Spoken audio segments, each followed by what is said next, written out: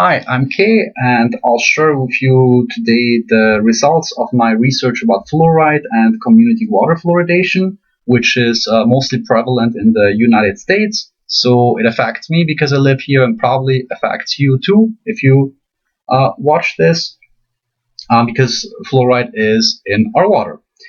So first of all, what is fluoride? Fluoride is a compound made out of fluorine, um, and it's an active ingredient in saliva and dental plaque to prevent dental caries, primarily through topical remineralization of tooth surfaces. So basically, that means that fluoride only works when it's in contact with your teeth, when it's touching your teeth, when the water with the fluoride is touching your teeth. So it doesn't matter how much of it you ingest or swallow for the effect of fighting dental caries, which is tooth decay. It only matters for how long the fluoride is in contact with your teeth. Community water fluoridation is a feasible prophylactic public health strategy for the prevention of dental caries, which is tooth decay, as I already said. And there are some issues with it. Some people think that it's carcinogenic or toxic. However, I found out that only a lifetime exposure of around 4 milligrams of fluoride per liter or more could lead to bone fractures or dental fluorosis. And luckily, we're not exposed to that much. And to reduce the risk of dental fluorosis, which is the most severe outcome of fluoride intoxication, the PHS recently reduced the recommended dosage to 0.7 milligrams of fluoride per liter, and it used to be around 1 to 1.4 milligrams. So they more or less halved it, and the new recommended dosage is not only theoretical, but it has been rapidly implemented throughout the whole US. So from what I found out, you don't really need to worry about the toxic effects of fluoride anymore. And I used to be skeptical about this issue myself. I didn't like fluoride. Now I'm not anymore. I think it's actually a good thing. So I did some calculations on how much fluoride is actually needed and used by the water department, and I'll share these with you. First of all, in what form is the active ingredient of fluoride added? Well, it's added as sodium fluoride, and this compound contains around 45% elemental fluoride. And I looked up how much the water department of the county that I live in adds. And the LAWP adds, according to their reports, 0.8 milligrams per liter, which is just above the recommended dosage of the PHS. And it also is the same as around 8 parts per million.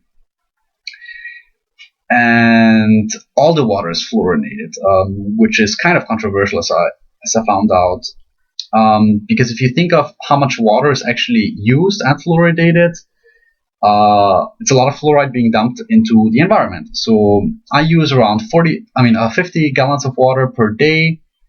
And if you transfer that information on LA County's whole population of 10 million people, they would be using around 1.8 trillion gallons per year. This is a lot of water.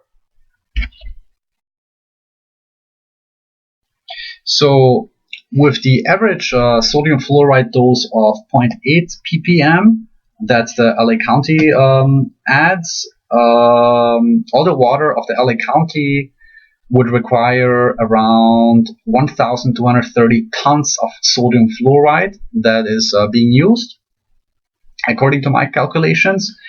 And the problem is that a person only consumes around 6 liters per day for drinking and cooking. So the rest of that fluoridated water, which is around 97%, from what I calculated, 97% are wasted. They just are being dumped into the environment. So where does all this fluoride go and what impact does it have?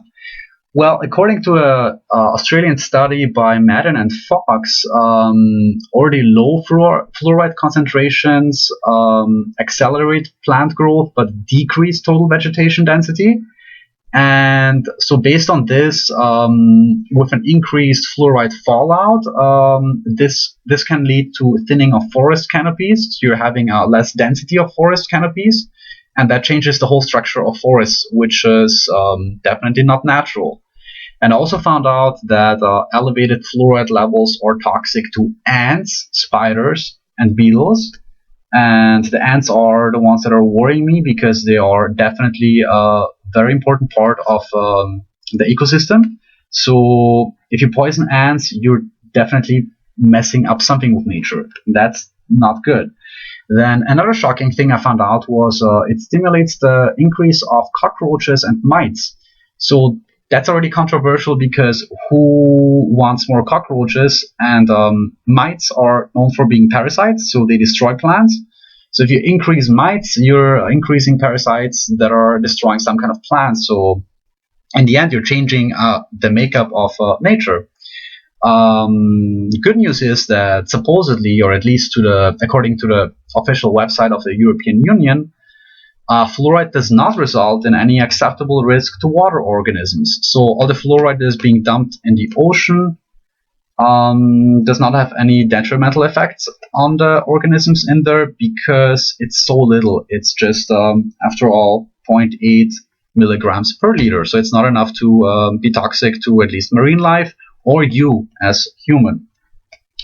I hope that my presentation cleared up some of the controversies about fluoride and that you enjoyed it.